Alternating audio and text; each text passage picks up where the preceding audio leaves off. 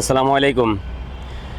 বিএনপির মহাসচিব মির্জা ফখরুল ইসলাম আলমগীর তিনি ঠাকুরগাঁও 1 আসন থেকে এমপি নির্বাচিত হয়েছেন।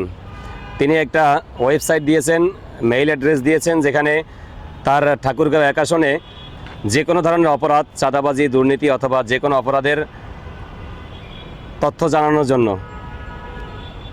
ধন্যবাদ মির্জা ফখরুল ইসলাম আলমগীরকে। আমরা পদক্ষেপের আশায় রইলাম যে আপনি কি পদক্ষেপ নেন সেটা দেখার জন্য। কিন্তু বিষয় হচ্ছে, এটা তো শুধু ঠাকুরগাঁও 1 আসনের সমস্যা না, সারা বাংলাদেশের সমস্যা।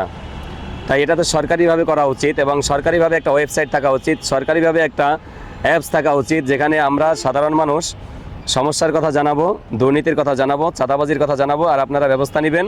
এভাবে করে এই দেশ পরিবর্তন হবে।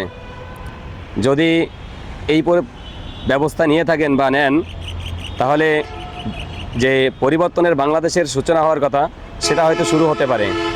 তাই অনুরোধ করব যে আপনারা পুরো বাংলাদেশে একটা অ্যাপস করবেন এবং সেই অ্যাপসের মধ্যে যেখানে অন্যায়, দুর্নীতি, অত্যাচার, নির্যাতন হবে তথ্য তুলে ধরবো এবং সেই তথ্য ধরে আপনারা সেখানে ব্যবস্থা নেবেন। আমি চট্টগ্রামে একটা চাঁদাবাজির ঘটনা জানি, যেখানে ফুটপাতের ব্যবসায়ীদের থেকে চাঁদা নেওয়া হচ্ছে এবং চট্টগ্রামের একজন বিএনপির ওয়ার্ড পর্যায়ের নেতা সেই চাঁদা নিচ্ছেন। তো যদি একটা অ্যাপস থাকতো তাহলে সেখানে হয়তো জানাতে পারতাম। আশা করি এরকম কিছু একটা আসবে এবং আপনারা কিছু একটা নিয়ে আসবেন, যাতে সাধারণ মানুষ তাদের সমস্যাগুলো জানাতে পারে, তাদের তথ্য গোপন করে, যেটা জামাত ইসলাম নির্বাচনের আগেই তারা দেখিয়েছিলেন। আশা করি তাদের দেখানো পথে হলেও হাঁটবেন।